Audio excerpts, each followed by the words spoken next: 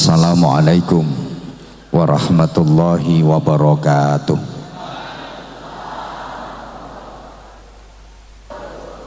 Bismillahirrahmanirrahim. Alhamdulillahilladzi ja'ala ramadhana syahras syiyami lil mu'minin wa ja'ala al-qur'ana hudan lil muttaqin. Asyhadu an la ilaha illallah wahdahu la syarikalah al-malikul haqqul mubin wa asyhadu anna muhammadan abduhu wa rasuluh as-sadiqul wa'adil amin.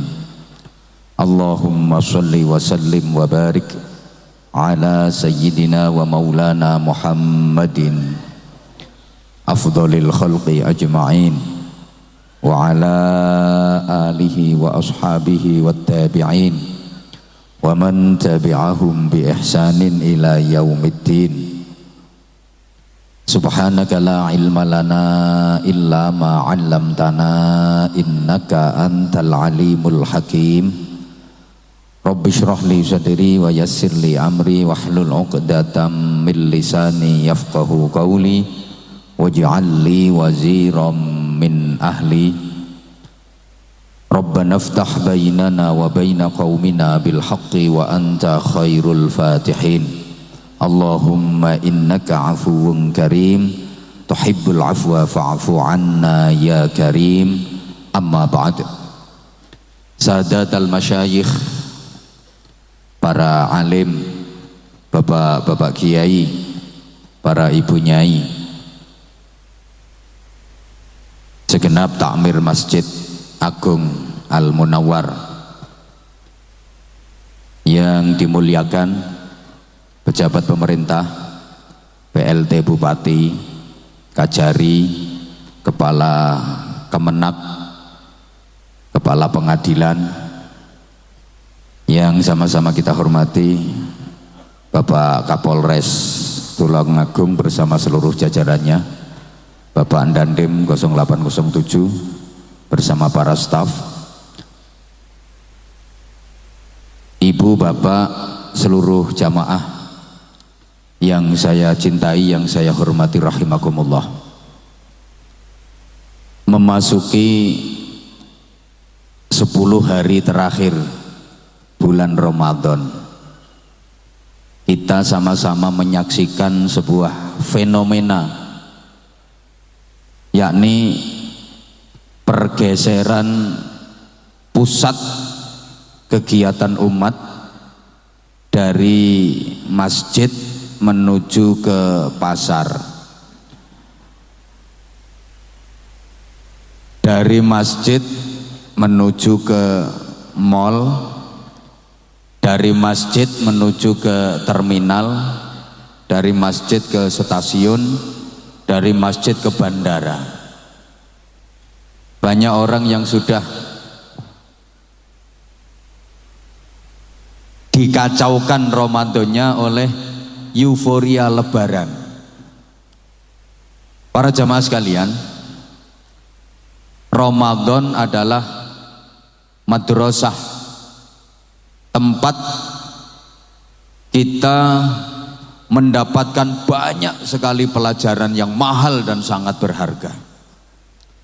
Ramadan adalah bulan tarbiyah sekaligus riyadhah, bulan pendidikan sekaligus pelatihan.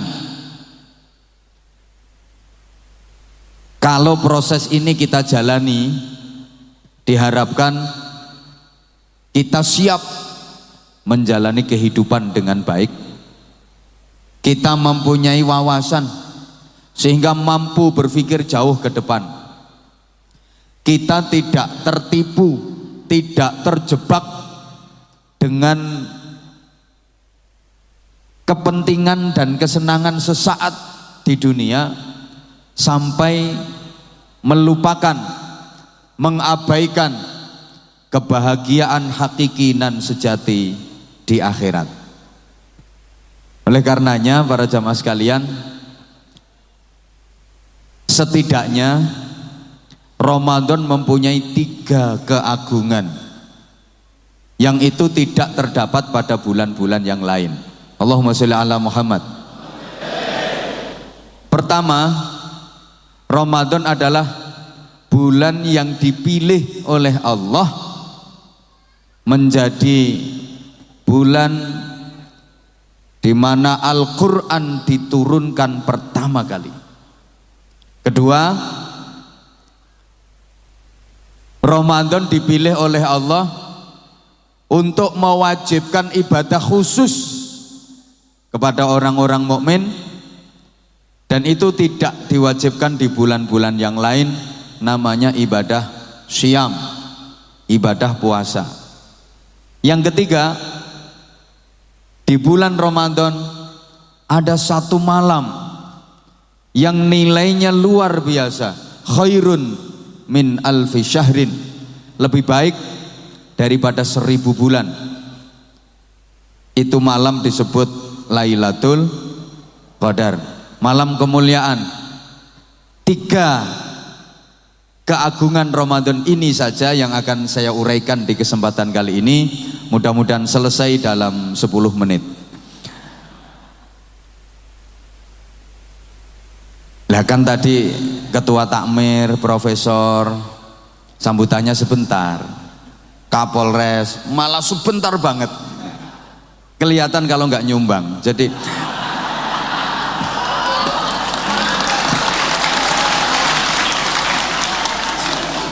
mau sambutan terlalu panjang itu ya malu sama diri sendiri. Nggak nyumbang harap sambutan dowo-dowo. Izin Komandan. Pertama, keagungan Ramadan yang pertama, bahwa Ramadan dipilih oleh Allah sebagai bulan pertama kali diturunkan Al-Quran, kitab suci kita, imam kita, pedoman utama kehidupan kita. Yang ringkes-ringkes saja ya, karena ini ngajinya kayak ngaji ringkes. Al-Quran itu satu, bicara tentang akidah, merenovasi akidah, mereformasi akidah, membebaskan manusia dari ketergantungan kepada benda, membebaskan manusia dari ketergantungan kepada makhluk, menyelamatkan manusia dari ketergantungan kepada selain Allah. Al-Quran membebaskan manusia dari syirik, baik syirik jali maupun syirik khafi, baik syirik terang-terangan maupun syirik tersembunyi.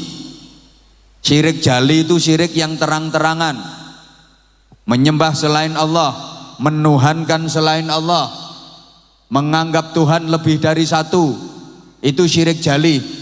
Insya Allah kalau untuk urusan syirik jali kita semua selamat.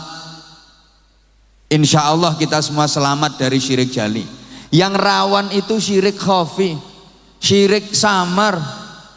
Kita rentan sekali terjerumus dalam syirik samar tanpa kita sadar. Mengakui adanya kekuatan selain Allah, syirik khafi. Menjadikan selain Allah sebagai tujuan utama hidup, syirik khafi. Mohon maaf, meyakini, wah saya itu sejak pakai cincin ini malah ganteng. Jangankan anak perawan, nenek-nenek ngelihat saya lemes. Cincin, wah mulai saya melihara perkutut ini rezeki saya lancar.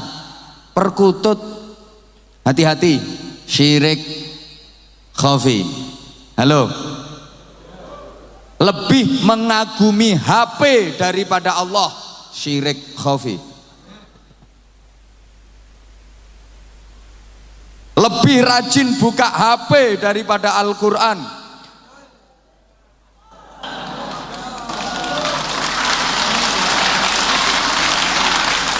lebih mengutamakan pangkat, jabatan dan kedudukan daripada Allah, termasuk syirik khafi.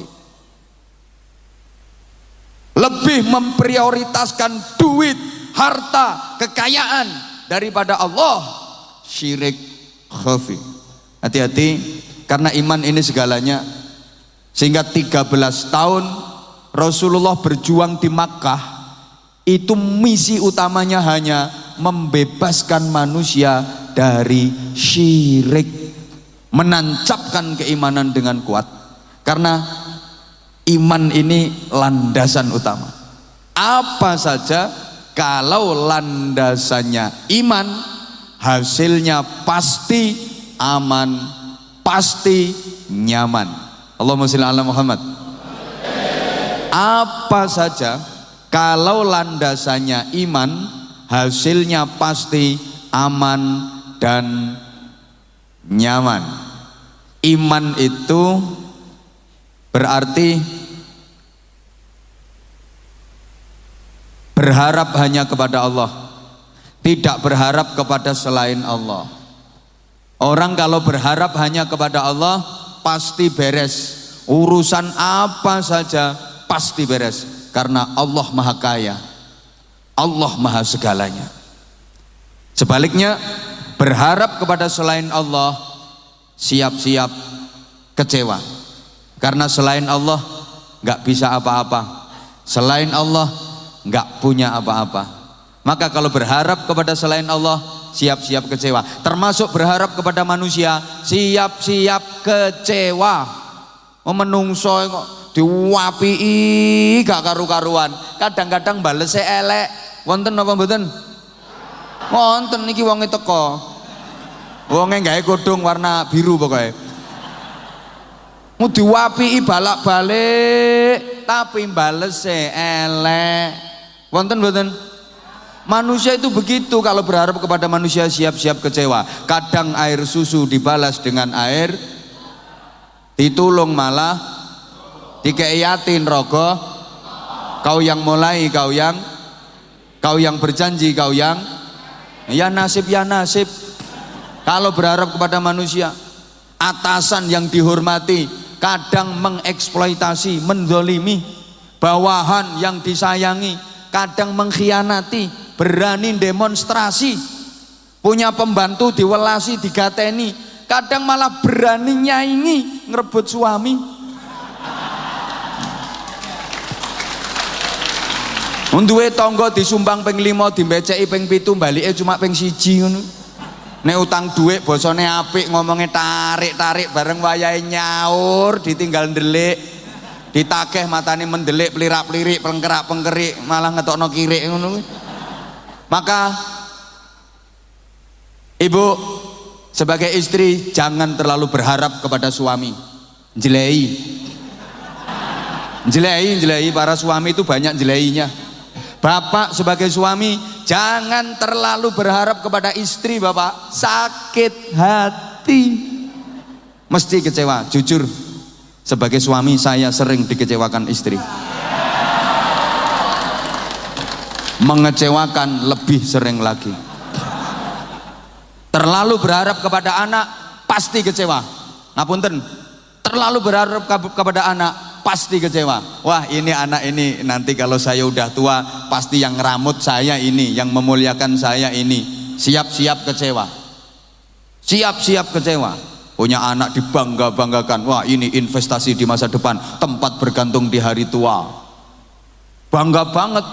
Ke anak yang ganteng, gagah, gede dhuwur, sehat, atletis, kuning kulitnya sauntu-untune. Disekolahke, dikuliahke, biayane gak karuan akeh, jual tanah, jual sawah, sukses, dadi sarjana lengkap, titele renteng-renteng, Prof, DR, IR, jenenge dawane ram, Heru Purwacaraka, Sastramijaya, Rangga Kumala, Dipa Kusuma, Kala Bawana, Nata Bata 5, Mangkuranda Uda tanpa busana, cetha wela-wela gedene sak klopo-klopo, mburi MSI, MPDI, MHI, MH, terakhir BH. Coba, anak dapat pekerjaan strategis di lahan basah, gajinya besar, jabatannya tinggi, dadi wong sugih, terus nikah, duwe bojo, omah-omah dhewe. Kira-kira anak itu lebih mementingkan orang tuanya apa bojonya? Luwih mentingke wong tuane apa bojone? Umpama wong tuane karo bojone gegeran, anak mbela wong tuane napa mbela bojone? Umpama ana banjir bandang, wong tuane karo bojone kelelep karo sing ditulung dhisik ambek anak, wong tuane apa bojone? Itulah nasib emak, nasib pak kalau terlalu berharap kepada anak. Woi, woi. Iman itu berarti menyadari tidak punya kuasa apa-apa, tidak punya apa-apa. Semua kuasa Allah, semua milik baleni. Iman itu berarti menyadari kalau kita ini nggak bisa apa-apa, nggak punya apa-apa. Karena semua kuasa Allah, semua milik Allah. Orang kalau menyadari seperti ini, pasti hidupnya nyaman. Ngapunten. Kenapa orang susah? Kenapa orang gelisah? Kenapa orang sumpek? Kenapa orang sampai galau? Sebab merasa kehilangan. Entah kehilangan uang, entah kehilangan jabatan, entah kehilangan pekerjaan, entah kehilangan kesempatan. Orang susah, gelisah, sumpek, ruwet, galau, itu sebabnya cuma satu, merasa kehilangan. Kenapa dia merasa kehilangan? Karena dia merasa punya. Kenapa dia merasa kehilangan? Karena dia merasa punya. Orang beriman nggak pernah merasa punya apa-apa, maka dia nggak pernah merasa kehilangan. Kehilangan apa? Wong nggak gablek apa-apa. Disadari bahwa semua milik Allah, maka hidupnya nyaman. Saya sering sampaikan, kayak tukang parkir. Hidup paling tenang, paling nyaman itu tukang parkir. Ayo deloken tukang parkir. Dikirimi mobil wakeh, mereknya api-api, regane larang-larang, gak tahu sombong. Paling ya cuma ditoto biasa. Mobil diambil sampai entek, gak sedih. Ya sik aku yang ngerti nek dudu mobile dhewe. Tapi omonganku dirungokke dhisik. Tukang parkir itu dikirimi mobil mereknya bagus-bagus, harganya mahal-mahal, banyak banget, nggak pernah sombong. Biasa. Paling cuma ditoto. Nanti mobil diambil sampai habis, dia sama sekali nggak sedih, nyantai. Kenapa? Karena tukang parkir nggak pernah merasa memiliki, dia hanya merasa dititipi. Mosok dititipi kok sombong? Gak melu duwe, cuma dititipi kok sombong? Gak pantes dong. Diimbui dong ben mantep. Wong ora melu duwe, ming dititipi kok sombong? Gak pantes. Bojo, anak, keluarga titipan, ojo disombongke. Pangkat, jabatan, kedudukan titipan, jangan pernah disombongkan. Duit, harta, jabatan, perusahaan, pekerjaan, macam-macam kekayaan titipan, jangan pernah disombongkan. Gak melu duwe, cuma titipan kok sombong? Gak pantes dong. Dititipi pangkat sombong, wonten apa mboten? Wonten, aku ngerti jenenge wonge. Wonge jenenge Raja Fir'aun. Nah, itu kan dititipi pangkat sombong. Makanya kalau ada orang punya jabatan duwe pangkat kok sombong, berarti itu orang anak buahe Raja. Halo. Dititipi duit dadi wong sugih sombong, mentang-mentang kaya, sama tetangga pura-pura nggak kenal. Ditekoki lo gak jawab. Saking pundi, Mbak? Nggak level. Melaku gak ngancik lemah, pancene sundel bolong. Bolone korun ngoten niku. Sorry. Orang dikasih pangkat jabatan itu agar lebih leluasa dalam berupaya untuk menjadi anfa'uhum linnas. Pangkat jabatan kedudukannya bisa bermanfaat untuk masyarakat. Dikasih kekayaan itu maunya Allah gini, kamu tak titipin harta banyak. Tuh ada pesantren belum selesai pembangunannya, sumbangan. Tuh banyak anak-anak yatim, perlu biaya untuk ngaji, untuk sekolah, santuni. Tuh ada masjid, ada kegiatan, sumbangan.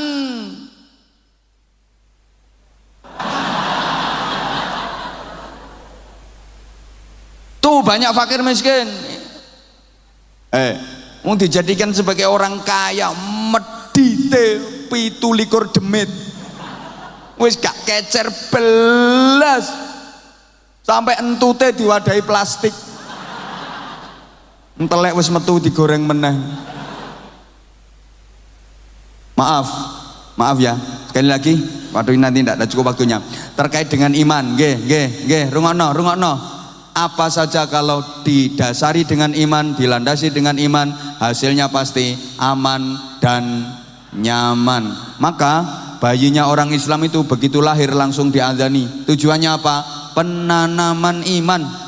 Sebelum dia mendengar apapun, yang pertama direkam oleh memori otak dan tertancap di jiwanya adalah Allah. Dia belum dengar keong racun, dia belum dengar tali kotang, dia belum dengar jaran goyang, dia belum dengar yo bro, belum dengar hae ho ya, belum mendengar wayai.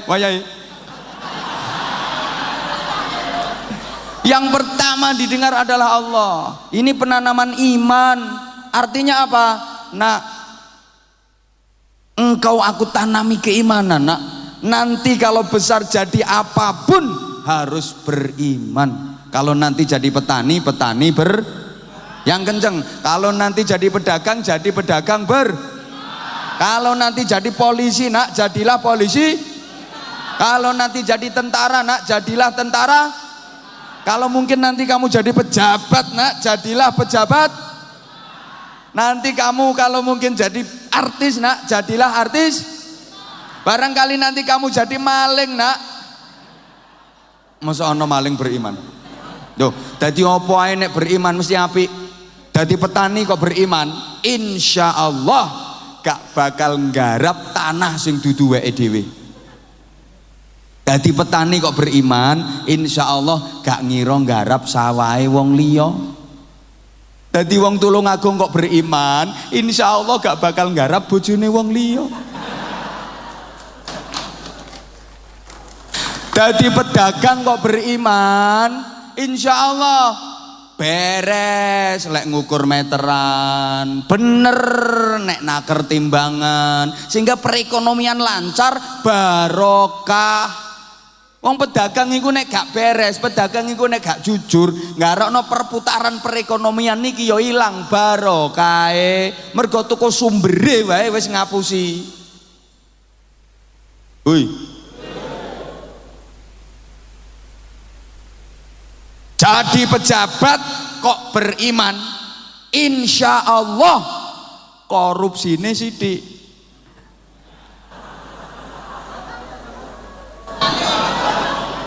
Lek gak korupsi babar pisan gak mungkin. Ngono lho. Nesu ya wis wonge. Tak baleni.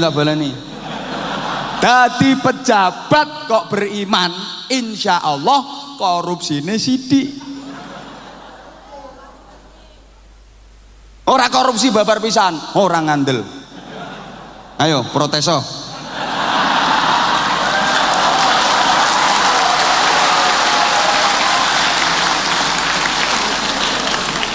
Dadi polisi kok beriman, insya Allah berjuange bareng kiai, berjuange bareng ulama. Sapa muni praketek mau? Gak wedi ana Kapolres no kene.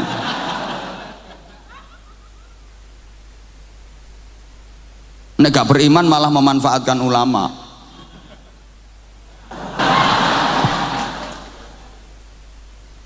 Wis to dadi opo ae lek beriman? Beres. Makanya nomor setunggal nih. Yang kedua, iya. Iki lagi satu kok. Yang kedua terkait syariah.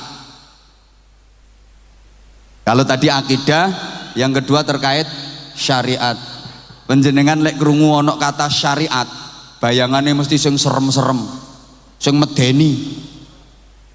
Kalau mendengar kata syariat itu bayangannya kan, wah ini aturan baku, aturan ketat, harus menjalankan begini begitu, harus melakukan ini itu, tidak boleh mengerjakan ini itu, tidak boleh melakukan begini begitu. Serem kelihatannya, padahal syariat itu punya watak. Satu, iki dirungokke ora ta? al-musawah bainan nas fi takalifil ahkam, bahwa semua manusia diperlakukan sama ketika berhadapan dengan hukum Allah. Tak baleni. Semua manusia diperlakukan sama ketika berhadapan dengan hukum Allah. Bukankah ini yang selalu kita perjuangkan? Namanya keadilan, namanya kesetaraan. Halo? Menungsoi kabeh podo di hadapan Allah. Ketika berhadapan dengan hukum Allah, semua manusia sama. Rasulullah Muhammad sallallahu alaihi wasallam ketika memerintahkan kepada umat untuk beramal, itu berlaku untuk semuanya, termasuk untuk putri tercinta Rasulullah, Sayyidah Fatimah Al-Batul. Sehingga Kanjeng Nabi lek dawuh nggone putrine, "I'mali ya Fatimah, i'mali ya Fatimah, fa inni la ughni 'anki minallahi syai'a." Beramallah kamu wahai Fatimah, beramallah kamu wahai Fatimah, salatlah engkau wahai Fatimah, puasalah engkau wahai Fatimah, berzikirlah engkau wahai Fatimah, bersedekahlah engkau wahai Fatimah, karena aku bapakmu ini besok pada hari kiamat tidak akan mampu berbuat apapun atasmu, gak akan mampu membelamu pada hari kiamat. Iki putrine Kanjeng Nabi loh. Enggak kok terus mentang-mentang putri Rasulullah terus ada jaminan. Wis tenang Fat, tenang, nyantai. Ning donya nyantai ae. Nanti di akhirat kalau ada apa-apa, kalau di akhirat nanti urusannya ruwet, kan ada papi. Enggak begitu Rasulullah. Enggak. Bahkan Rasulullah bersabda, "Lau kanat Fatimah bintu Muhammadin sarakat." Andaikan Fatimah putrinya Muhammad nyuri, aku sendiri Muhammad yang akan memotong tangannya. Coba kalau ini kita terapkan, subhanallah. Halo, kan kita mengharapkan di negara kita Indonesia ini tidak ada warga negara kelas 1, nggak ada warga negara istimewa, semua sama. Kita selalu mengharapkan hukum itu jangan seperti kapak, tajam ke bawah tapi tumpul ke atas. Halo, paham karepmu gak paham karepmu? Hari ini kita dikasih pelajaran berharga dari masjid. Kita belajar tentang kesetaraan dan kesamaan. Masjid memberikan pelajaran berharga kepada kita. Siapapun yang datang ke masjid ini diperlakukan sama, bahwa nilainya di hadapan Allah sama, tidak peduli. Ketua RT datang dan masuk ke masjid, sandalmu copoten T. Ketua RW mlebu masjid, sandalmu copoten. Yang kenceng yang banter. Lurah masuk masjid, sandalmu copoten. Kapolres masuk masjid, sandalmu copoten. Ya jangan mentang-mentang jadi Kapolres masuk masjid nggak mau lepas sepatu, nyak, diingetin nama takmir, Pak mohon maaf Pak sandalnya dilepas. Nggak tahu kamu saya siapa? Diuklek sikile karo malaikat. Izin komandan, malaikat nggak kenal Kapolres, ndak, malaikat nggak kenal. Wong yang udah bintang aja nempel di pundaknya banyak banget ya, nggak diperhitungkan, apalagi baru melatih 2.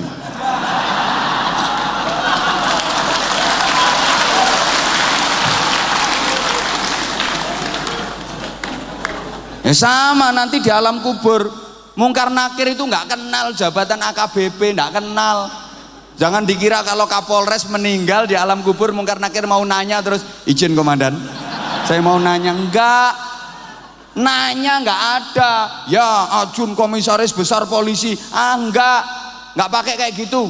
Ya Taufik Sukendar, man rabbuka, siapa Tuhan?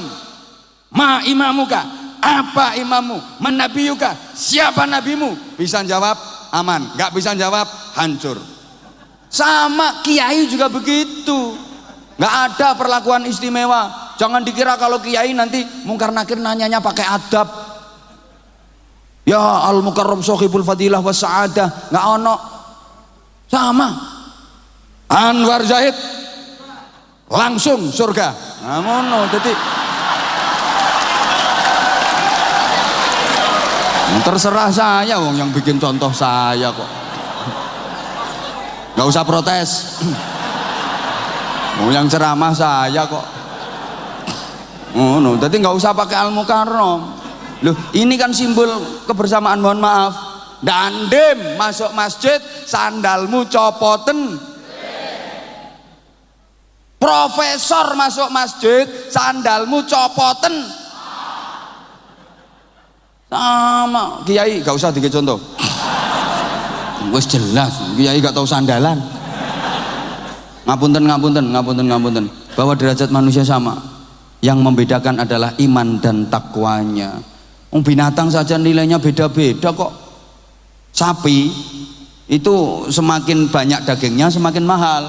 Sapi itu semakin lemu semakin larang. Sorry, sing lemu-lemu ojo tersinggung ya. Saya bicara sapi loh, kayak sing lemu kok terus mereng-mereng ini lho gue. Rumangsane lek lungguh miring terus dadi langsing. Ya panggal lemu.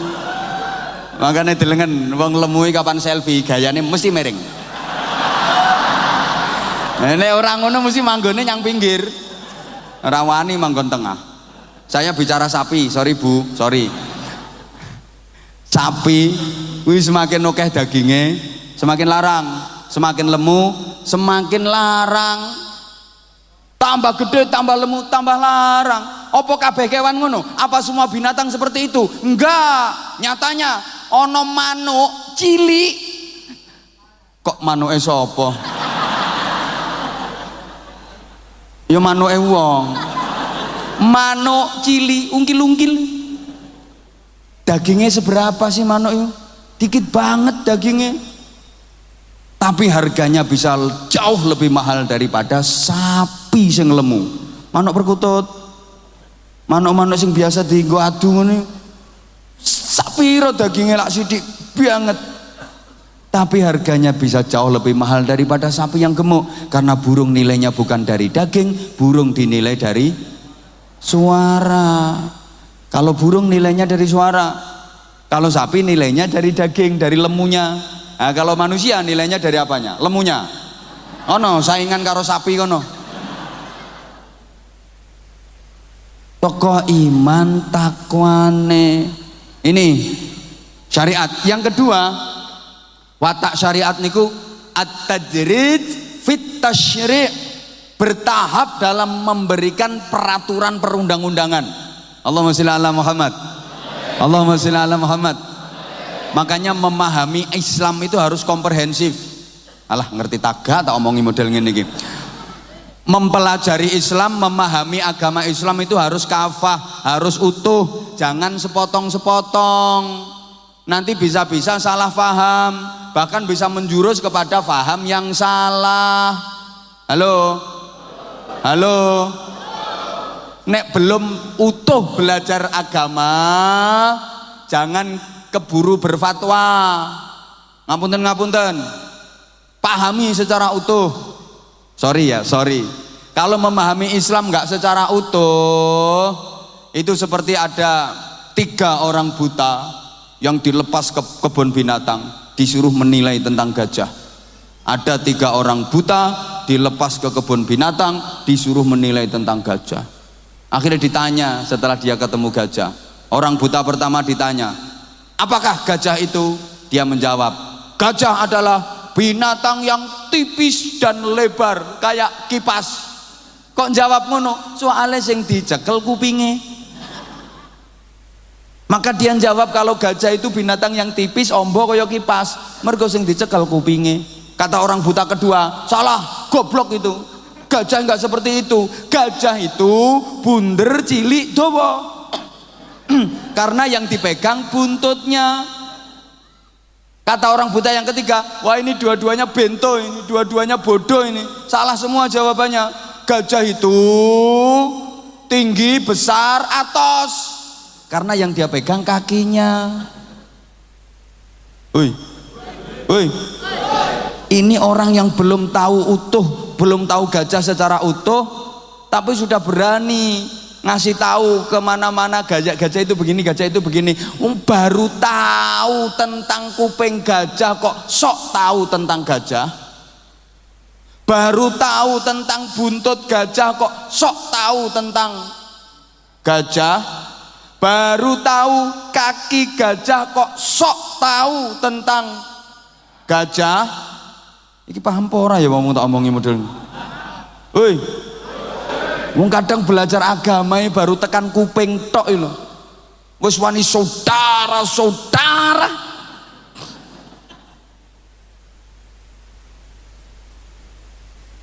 Paham nggih? Paham nggih? Yang dibaca kebetulan ayat keras. Yang dibaca kebetulan ayat Quran yang menerangkan tentang jihad. Wah langsung Allahu Akbar, Allahu Akbar. Warung makan buka siang hari bulan Ramadan robohkan. Allahu Akbar. Karena kebetulan yang dibaca itu ayat keras. Dia nggak tahu tentang ayat-ayat kelembutan.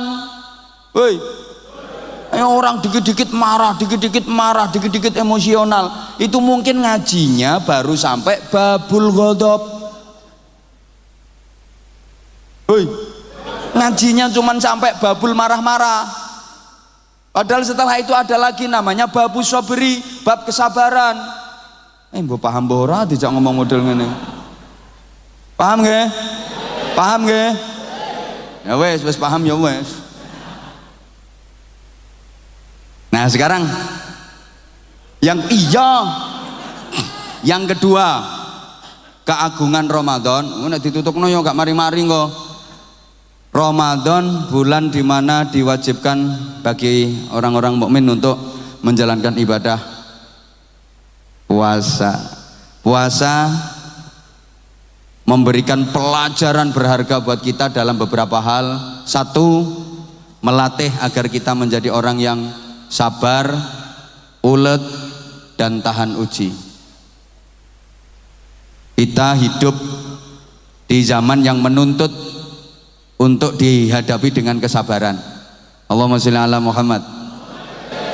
Hidup di zaman seperti ini kalau nggak sabar selesai.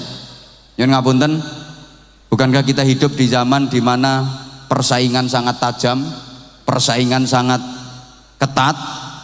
Kalau nggak mampu bersaing, siap-siap gulung tikar. Jadi apapun, kalau nggak mampu bersaing, tutup buku. Jadi pedagang kalau nggak mampu bersaing, siap-siap gulung tikar. Di zaman seperti ini, jadi pejabat kalau nggak mampu bersaing, jangan berharap dapat promosi jabatan. Jadi kiai lo nggak mampu bersaing. Sapa ngomong gak payu? Mesti kate ngundang yo males, opo ceramah yo panggah kuwi wae. Ceramah yo panggah ngono-ngono wae, enggak mampu bersaing. Entek ceritane. Yang dipikir mampu bertahan sampai hari ini apa enggak berat?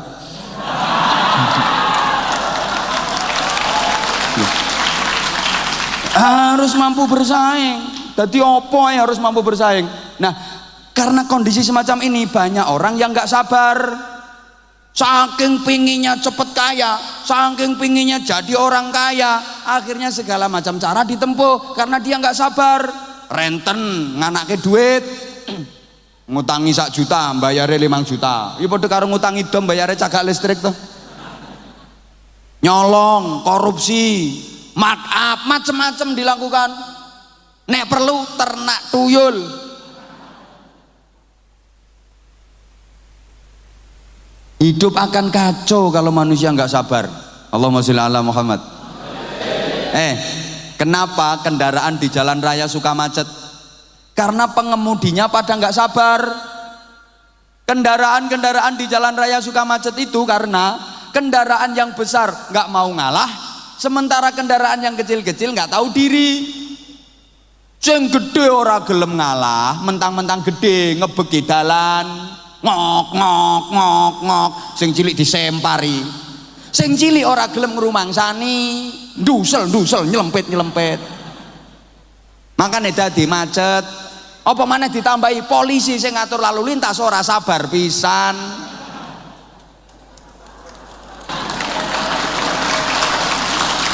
Ngapunten, nek lalu lintas macet suka diabaikan, jarke, tapi nek ono kecelakaan cepet-cepetan mergo ono duwite.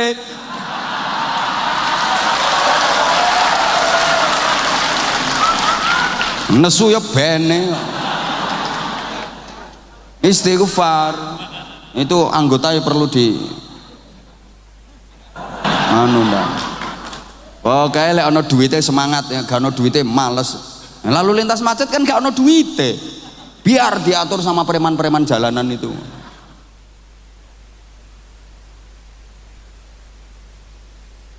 Kenapa antrian kok semrawut?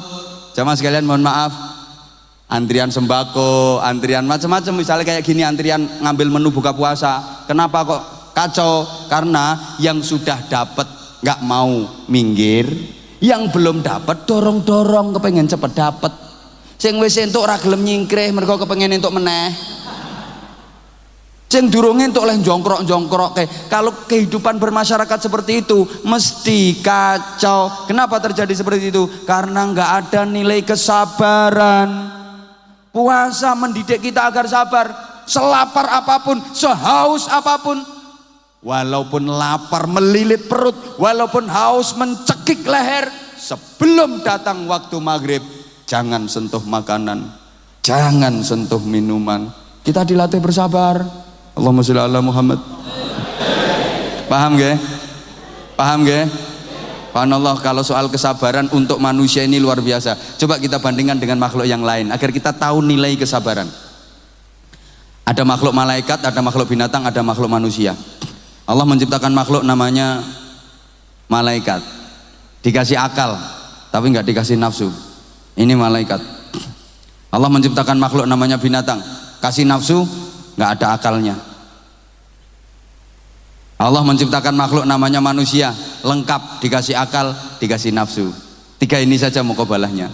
Malaikat cuma dikasih akal, nggak dikasih nafsu. Jadi wajar kalau malaikat itu nggak pernah nakal, karena dia nggak punya nafsu. Jangan heran kalau malaikat itu selalu baik. Emang hidupnya malaikat itu disetting untuk menjalankan perintah. Kehidupan malaikat itu monoton. Ya wajar malaikat nggak pernah jelek, wajar malaikat nggak pernah nakal, karena nggak punya nafsu. Malaikat itu ngelihat ada masakan selezat apapun, makanan senikmat apapun, gak melet, gak kepingin. Ngelihat perempuan secantik apapun biasa, melihat bokong sesemok apapun biasa. Paling malaikat cuma ngomong, apa cuah wadah entut sak mono ambane wintute sak pirong. Karena nggak ada nafsu. Sorry, karena nggak ada nafsu, maka nggak pernah salah. Malaikat nggak pernah salah. Sampeyan tahu krungu, nate krungu ono malaikat Jibril korupsi ayat. Jibril dalam Gusti, iki ayat sampai ke nanggone Nabi. Siap. Begitu dilihat, waduh ayatnya bagus banget ini. Wah nggak usah disampaike, pek dhewe, ora ono. Tahu krungu malaikat Israel selingkuh? Malaikat Israel salah address dalam mencabut nyawa. Ini orang belum saatnya mati dicabut duluan, nggak mungkin salah. Malaikat Mikael gak mungkin salah bagi-bagi rizki. Kalau memang jatah rizki itu untuk Anwar Zahid,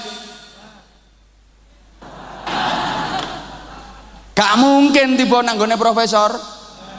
Wong iku jatah Anwar Zahid. Misale Kapolres nyiapke kanggo nambahi Anwar Zahid, misalnya pasti sampai Anwar Zahid. No. Lah nek ora disiapke ya melas kok. Mosok ketemu bola-bali kok ora tau nyangoni cuah. Ngene iki mesti bantah. Salahnya diundang ke Polres nggak pernah bisa. Ngundangnya bukan karena nggak bisa, emang waktunya lagi nggak ada. Allahumma sholli ala Muhammad. Allahumma sholli ala Muhammad. Itu malaikat. Nah sebaliknya binatang itu cuma dikasih nafsu, nggak ada akalnya. Maka binatang selalu salah, nggak punya akal. Ya pantes. Jaran keliling kampung, keliling kota, ora katokan ngono ku ya ora isin. Dia nggak ada akal. Ayam, kambing, kalau nafsunya lagi memuncak, nggak peduli banyak orang. Semaro celingkrik, upluk ngene. Karena dia nggak ada akal. Paham? Paham? Nah, manusia ini dikasih akal, dikasih nafsu, yang setiap saat antara akal dengan nafsu ini selalu bertempur, berperang. Kalau akal mampu menguasai nafsu, kalau akal manusia mampu mengendalikan nafsunya, maka manusia bisa lebih hebat daripada malaikat. Malaikat baik, wajar emang dia nggak ada nafsu. Tapi sebaliknya, kalau nafsu yang menguasai akalnya, manusia bisa lebih bejat daripada binatang. Nah, Ramadan ini melatih kesabaran buat kita, sehingga Nabi berpesan, as-saumu junnatun. Puasa itu adalah benteng. Fa idza kana yaumu syiyami ahadikum fala yarfuth wala yafsuk. Maka ketika telah datang hari puasamu, jangan berkata kotor, jangan berbuat keji. Wa in sabahu ahadun falyaqul inni shaimun. Ketika ada yang mengumpatmu, au qatalahu, atau kamu diajak bertengkar, katakan padanya, inni shaimun. Maaf, aku lagi puasa. Artinya apa? Disuruh bersabar. Maka puasa kita ini harus berkelanjutan. Jangan cuma di bulan Ramadan saja. Jangan cuma Ramadan saja puasa. Walaupun Ramadan sudah selesai, walaupun Ramadan sudah berakhir, puasanya terus. Artinya apa? Halo? Oke, Ramadan sudah berlalu, tapi tangan kita harus tetap berpuasa dari melakukan hal-hal yang tidak diinginkan. Tangan kita tetap harus berpuasa, dari nyolong, dari ngotek, dari jahil. Kaki kita harus tetap puasa dari melangkah ke tempat-tempat maksiat.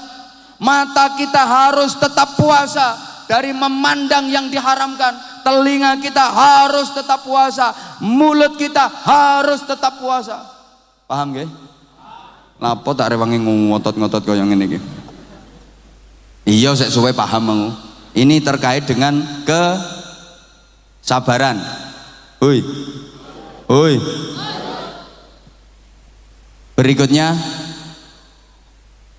puasa memberikan pelajaran berharga kepada kita tentang nilai keikhlasan. Allahumma sholli ala Muhammad.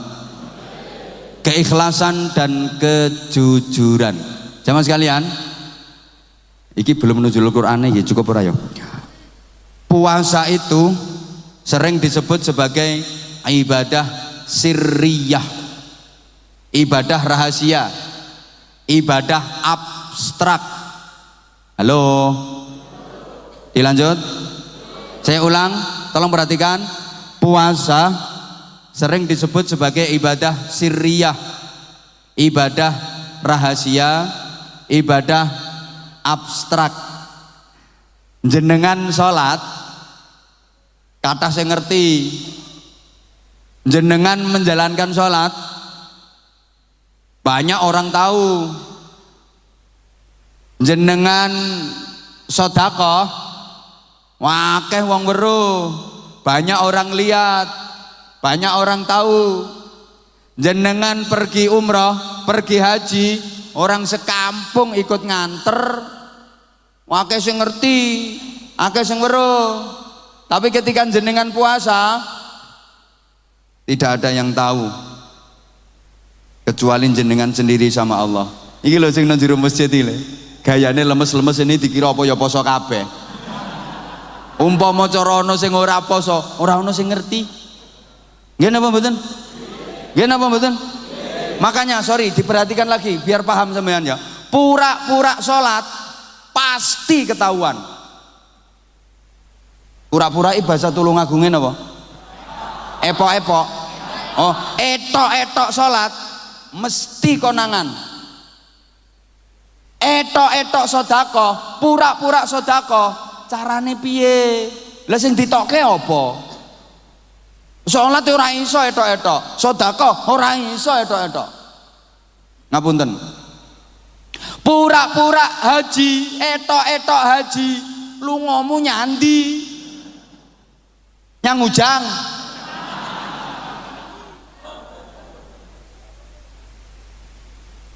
Liwatan no.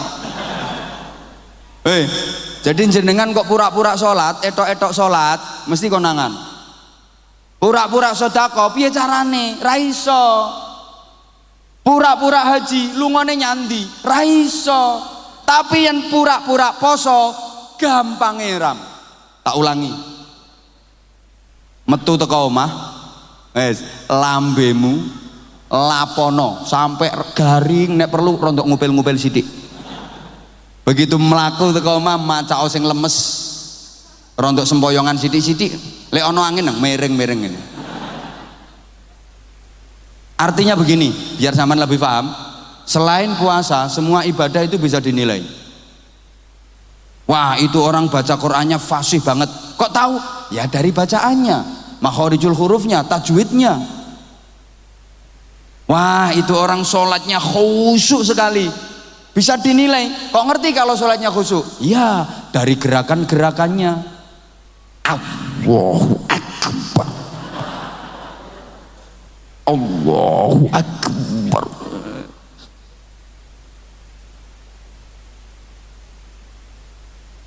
Wah itu orang ahli bersedekah itu orang. Kok tahu kalau dia ahli bersedekah? Dari jumlah yang dikeluarkan, dari nominal yang dikeluarkan, dari kegiatan-kegiatan yang sering diadakan, bisa dinilai kok. Ibadah haji bisa dinilai. Wah Pak Haji itu loh hajinya mabrur. Kok tahu kalau hajinya mabrur? Iya dari perilaku kehidupannya jauh lebih baik daripada sebelum berhaji.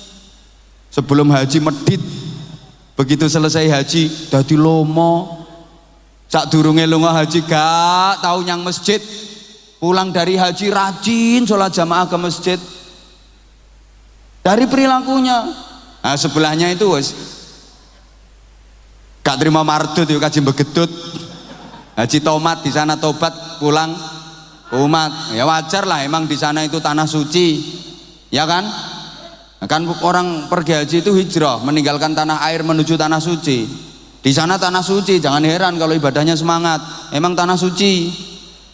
Mau berangkat sholat jamaah subuh, walaupun jarak hotelnya itu jauh, jalan kaki 2:30 pagi udah berangkat untuk pergi sholat jamaah subuh. Di sana tanah suci, yuk semangat. Bapak-bapak mau pergi sholat Jumatan nih loh, jam 8 pagi udah berangkat. Kalau nggak gitu nggak bisa masuk masjid. Jangan heran, di sana tanah suci semangat. Begitu pulang ke Tulung Agung, tanah air, jaraknya rumah dari masjid cuma 20 meter. Ada azan mau berangkat, gah males, soalnya tanah air kan beletoan.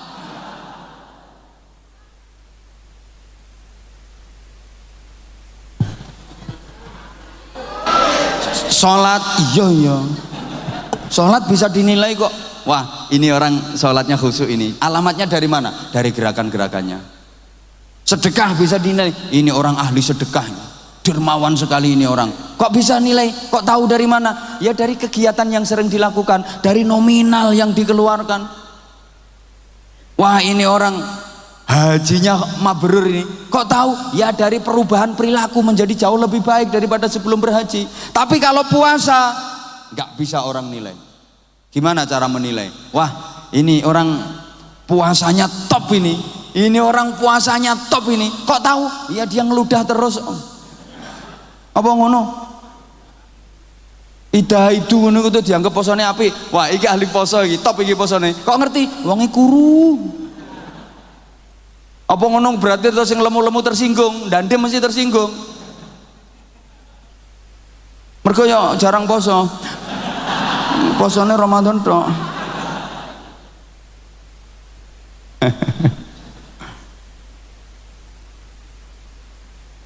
Subhanallah. Jadi puasa itu ibadah yang tahu cuman kita sama Allah. Maka disebut, nah dari sini muncul namanya keikhlasan. Orang kalau menjalani hidup dengan ikhlas, sewehat. Teman tak kasih tahu ya. Orang stres itu sebab utamanya karena dia kehilangan keikhlasan. Baleni. Orang stres itu sebab utamanya karena kehilangan keikhlasan. Diterus-teruskan loro uripe. Orang kalau kehilangan keikhlasan bener gitu. Subhanallah. Ada tetangga bangun rumah panas dingin, tonggone bangun rumah lo adem panas awake. Tonggo naik pangkat naik jabatan opo oleh mantu ketepaan mlebu rumah sakit. Tonggo tuku mobil mati. Makanya ayo belajar ikhlas, ngomong yang ikhlas, beramal yang ikhlas, berbuat yang ikhlas. Ibu-ibu sorry, berpakaian yang ikhlas bu, jangan hanya mengikuti tren. Ramadan berukut kabeh, nutup aurat kan bulan Ramadan. Ramadan selesai, udil keleleran. Ya Allah. Wis apa wae? Apa wae ayo sing ikhlas. Berikutnya gak cukup bikin gue kejujuran. Saya tanya tadi pada sholat duhur napa mboten? Wow ya wes sholat asar nggih sakderenge sholat mesti wudu nggih mboten? Nah ketika wudu sebelum membasuh wajah membasuh kedua telapak tangan terus ada berkumur kemu memasukkan air ke mulut. Misalnya waktu kamu berwudu itu kok sampean korupsi sidik, jangankan polisi, orang yang persis di sebelah sampean gak ngerti kok. Misalnya pas kamu lo sampean korupsi sidik klek, jangankan polisi, orang yang persis di sebelah sampean itu gak ngerti, gak tahu. Tapi kenapa itu tidak sampean lakukan? Karena ada rasa malu sama Allah. Paham? Alangkah indahnya kalau ini kita terjemahkan dalam kehidupan sehari-hari. Karena sekarang ini maaf banget, banyak orang yang berani mengintimidasi Allah. Gusti Allah lo diintimidasi saiki. Gusti Allah diintimidasi. Maka jangan heran banyak pejabat yang lebih takut kepada atasan daripada kepada Tuhan. Kalau sama atasan yang wedi neram, karo pangeran nih lo rapatek wedi. Kamu korupsi ya? Iya, kenapa? Ditahu sama Allah kan tahu, Allah kan lihat. Biarin, Allah ngelihat, Allah nggak ribut kok. Tapi lek konangan KPK bingungnya ra karo-karuan. Itu namanya kan Allah diintimidasi. Kalau Allah saja diintimidasi, apalagi manusia. Oi. Makanya ibadah-ibadah itu untuk melatih kedisiplinan, kejujuran. Sehari semalam diwajibkan sholat fardu 5 kali. Ini laporan ke Allah sehari semalam 5 kali. Bayangkan anak buah Kapolres dalam sehari lapor kepada komandannya 5 kali. Gak mungkin berani nakal. Wajib lapor sehari 5 kali, gak mungkin berani nakal. Betul ya wes betul. Nah kemudian yang ketiga keagungan Ramadan, ada satu malam luar biasa namanya Lailatul Qadar yang nilainya udah sering disampaikan lebih baik daripada 1000 bulan. Kalau dikalkulasi 83 tahun lebih 4 bulan. Dan menurut mayoritas ulama, ijtihad dan tajribah para ulama, kemungkinan terbesar terdapat pada 10 hari terakhir bulan Ramadan, terutama malam-malam likuran yang ganjil. Tapi ini bukan berarti wah untuk mendapatkan Lailatul Qadar harus ngancam. Woi, wah saya ngancam di 10 hari terakhir saja, ngancam di 10 hari terakhir yang malam-malam ganjil, malam 21, malam 23, malam 25, malam 27, malam 29. Lek model ngancam ngono ku biasanya malah ora entuk. Woi, kita ngancam Lailatul Qadari mestinya ya mulai awal Ramadan kemarin. Embuh, paham pora ya? Rasulullah kalau memasuki 10 hari terakhir bulan Ramadan mengencangkan ikat pinggang, menyingsingkan lengan baju, menggelar sajadah lebih banyak di masjid daripada di rumah. Jenengan nggih ngoten? 10 hari terakhir bulan Ramadan Rasulullah itu lebih banyak di masjid daripada di rumah.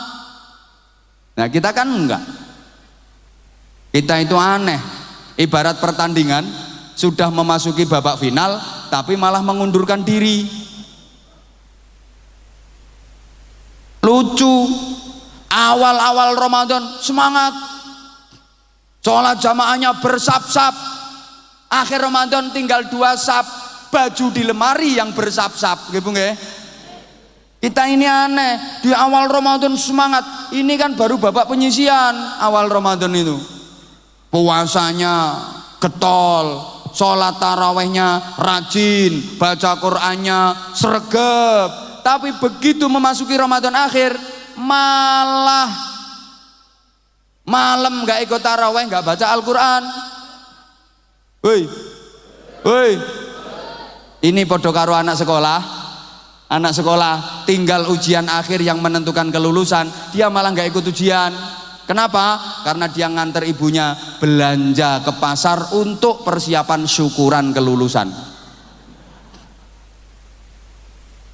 Nyun pangapunten. Maka kalau berlebaran siapapun boleh. Bodo, riyoyo, lebaran, sopo wae entuk. Tapi untuk beridul fitri tidak semua orang berhak. Lek lebaran sapa wae entuk, melu poso ora melu poso bodo sakarepmu. Menjalankan ibadah di bulan Ramadan atau tidak ikut lebaran silakan, tapi yang berhak beridul fitri tidak sembarang orang, hanya orang-orang yang mengikuti proses Ramadan dengan baik dan benar, dia yang berhak beridul fitri. Nek berlebaran sapa wae entuk, masih sampean bendino ora tau poso ya entuk melu bodo. Nah, mudah-mudahan ini pas udah 20 menit, kurang 3 menit sambil persiapan. Udah nggih? Udah nggih? Loh kenapa dikasih Lailatul Qadar? Karena kita semua ini pasti nggak luput dari dosa, betul? Kecil, besar, khilaf, terpaksa, sengaja, tidak sengaja, semua kita pasti punya dosa, semua kita pasti punya salah. Maka Ramadan ini saatnya penghapusan dosa-dosa. Kalau misalnya dikalkulasi, halo, kita dikasih umur misalnya 70 tahun, yang 40 tahun untuk maksiat, sementara sisanya 30 tahun untuk tobat, ini masih kurang, masih tekor. Maksiatnya 40 tahun, sementara tobatnya cuma 30 tahun, berarti masih tekor. Ini kalau dikalkulasi secara matematika. Sehingga kasih sayangnya Allah, umat Muhammad ini walaupun usianya pendek dibanding nabi-nabi yang dulu. Nabi Adam 2000 tahun, Nabi Nuh 950 tahun, Nabi Muhammad ukurannya 63 tahun, itu pun tahun komariah. Kita sebagai umatnya ya gitu, hasadu ummati minas sitin ila sab'in, antara 60 sampai 70 tahun. Tapi diberi nilai-nilai keutamaan yang bisa mengalahkan umat-umat dulu yang usianya panjang-panjang. Umat dulu, umatnya Nabi Nuh usianya sampai 800 tahun, 900 tahun, tapi tidak diberi keistimewaan apa-apa. Ya sesuai dengan hitungannya itu aja. Tapi kalau kita umat Muhammad usianya mungkin 63 tahun, mungkin 70 tahun, tapi diberi Lailatul Qadar. Bayangkan Semalam sama dengan 83 tahun 4 bulan. Misalnya seumur hidup mendapati Lailatul Qadar 20 kali, sudah mengalahkan usianya umatnya Nabi Nuh. Mudah-mudahan kita semua ibadah yang telah kita jalani diterima oleh Allah Subhanahu wa taala. Sisa-sisa Ramadan beberapa hari ke depan mudah-mudahan kita diberi kekuatan zahiran wa batinan untuk menjalaninya dengan sempurna dan sebaik-baiknya, dan kita termasuk orang-orang yang mendapatkan anugerah Lailatul Qadar. Mudah-mudahan Ramadan tahun ini adalah Ramadan terbaik dalam kehidupan kita, dan tentu kita berharap mudah-mudahan masih dipertemukan dengan Ramadan-Ramadan berikutnya. Al-Fatihah. A'udzubillahi minasyaitonirrajim. Bismillahirrahmanirrahim. Alhamdulillahirabbil alamin arrahmanir rahim maliki yaumiddin iyyaka na'budu wa iyyaka nasta'in ihdinas siratal mustaqim siratal ladzina an'amta 'alaihim ghairil maghdubi 'alaihim waladdallin rabbighfirli wa liwalidayya wa lil mu'minina amin ya rabbal alamin. Allahumma shalli 'ala sayyidina Muhammadin wa 'ala alihi Sallim radhiyallahu tabaraka wa ta'ala an kulli sahabati rasulillahi ajma'in walhamdulillahi rabbil alamin. Allahumma ij'al jam'ana jam'an marhuma wa tafarruqana min ba'dihi tafarruqan ma'suma. Allahumma ij'alna minas su'ada'il maqbulin wa la taj'alna minal ashqiya'il mardudin. Allahumma rabbana taqabbal minna innaka antas sami'ul 'alim wa tub 'alaina ya maulana innaka antat tawwabur rahim. Wahdini wafiqna ilal haqqi wa ila tariqil mustaqim. Taqabbal minna ya Allah siyamana wa qiyamana wa wudu'ana wa salatana wa qira'atana wa ruku'ana wa i'tidalana wa sujudana wa qu'udana wa tashahhudana wa tahiyyatana wa salamana wa tadarru'ana wa takhushu'ana ta'abudan wa jami'a ibadatin wa tasbihan wa tamjidan wa tahlilan wa takbiruna wa tamim taqsirana wa ja'alil jannata ma'wana wa la taj'alid dunya akbar hammina wa la mablagha ilmina wa la tadrib biha wujuhana ya ilahal awwalin wal akhirin wa ya khairun nasirin bi rahmatika ya arhamar rahimin. Subhan qudus rabbuna wa rabbul malaikati war ruh asyhadu an la ilaha illallah astaghfirullah nas'aluka ridhaka wal jannata wa na'udzubika min sakhatika wan nar. Allahumma innaka 'afuwun karim tuhibbul 'afwa fa'fu 'anna ya karim. Rabbana atina fid dunya hasanatan wa fil akhirati hasanatan wa qina adzabannar wa qina adzabannar wa qina adzabannar wa adkhilnal jannata ma'al abrar bi rahmatika wa fadlika ya aziz ya ghafar ya halim ya sattar ya rabbal alamin. Jazakallahu anna sayyidina Muhammadan sallallahu alaihi wasallam ma huwa ahlu bi fadli subhana rabbika rabbil izzati amma yasifun wa salamun alal mursalin walhamdulillahi rabbil alamin. Terima kasih segala perhatian, salah khilaf saya yang penuh keterbatasan mohon maaf yang sebesar-besarnya. Aku qauli hadza wa astaghfirullahal azim li wa lakum. Wassalamualaikum warahmatullahi wabarakatuh.